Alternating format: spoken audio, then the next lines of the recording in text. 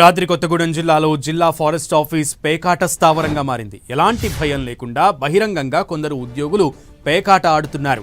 పలుమార్లు దొరికినా చూసి చూడనట్లు పోలీసులు వదిలేస్తున్నారు. పేకాట రాయుల్లో డిఎఫ్ఓ, ఎఫ్డిఓ స్థాయి అధికారులున్నారు. పేకాట ఆడుతోన్న ఉద్యోగులను ఉన్నతాధికారులు మందలించడం లేదు. దీంతో ఉన్నతాధికారుల తీరుపై పలు అనుమానాలు వ్యక్తమవుతున్నాయి. ఇదే అంశానికి సంబంధించి పూర్తి సమాచారం మా ప్రతినిధి సైదులను అడిగి తెలుసుకుందాం. సైదులు.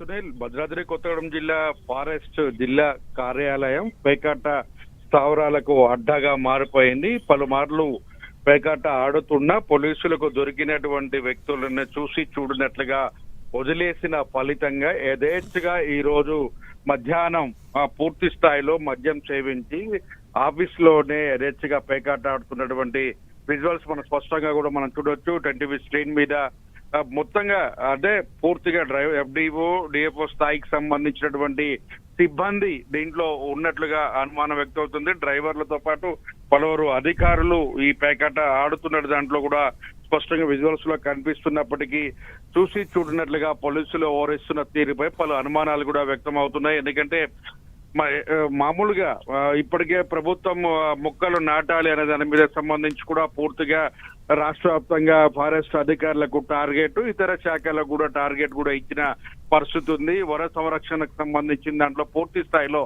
మొక్కల పెంపకంకి సంబంధించి ఒక్కొక్క నియోజకవర్గానికి, జిల్లాకి, మండలాలకి ఇలా ఒక్కొక్క వివిధ శాఖలకు సంబంధించి కూడా పూర్తిగా మొక్కల పెంపకం, ట్రీ గార్డెన్ కి సంబంధించి కూడా టెండర్లు పిలుస్తున్న నేపథ్యం కొనసాగుతుంటే అదే ఫారెస్ట్ కార్యాలయంలో మాత్రం సిబ్బంది యథేచ్ఛగా పేకాట ఆడుతూ మద్యం సేవిస్తూ రెడ్ హ్యాండెడ్ గా దొరికినప్పటికీ కూడా అధికారులు చూసి చూడనట్టుగా వ్యవహరిస్తున్న తీరుపై పలు అనుమానాలు వ్యక్తం అవుతున్నాయి. Sunil. Okay Saidulu, thank you.